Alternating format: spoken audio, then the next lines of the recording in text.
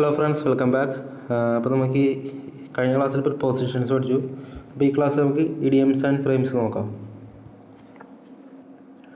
ഈ സംബന്ധിച്ച് നമ്മൾ കാണാതെ പഠിക്കേണ്ട സംഭവമാണ് ഇഡിയംസ് ആൻഡ് ഫ്രെയിംസ്. എന്ന് വെച്ചാൽ നമുക്ക് കമ്മ്യൂണിക്കേഷൻ ഈസി ആക്കാൻ വേണ്ടി നമ്മൾ യൂസ് ചെയ്യുന്ന വേർഡ്സാണ്. ഇപ്പോൾ 2-3 വേർഡ്സ് സെപ്പറേറ്റ് മീനിങ്സ് ആയിരിക്കും, പക്ഷേ അത് ടുഗദർ പറയാൻ നേരത്ത് അതൊരു ബേസിസ് ആവും.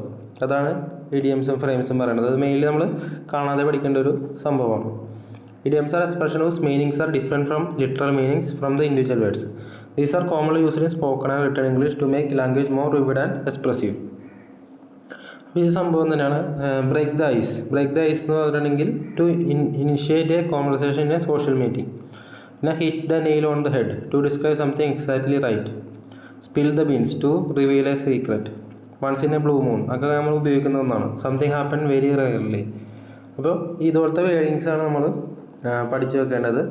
അപ്പോൾ മാക്സിമം ഒരു ബുക്കിൽ നമ്മളിത് എഴുതി വെക്കണം, ഇതിൻ്റെ ഇഡിയംസും ഫ്രെയിംസിൻ്റെ, എന്നിട്ട് അതിൻ്റെ സൈഡിൽ അതിൻ്റെ മീനിങ്ങും.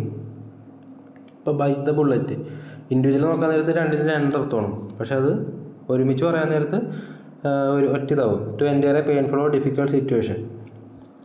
പിന്നെ അണ്ടർ ദ വെതർ, ഫീലിംഗ് സിക്കാണ്. At the drop of a hat, instantly or without hesitation, a blessing in ഡിസ്ഗ്യൂസ്.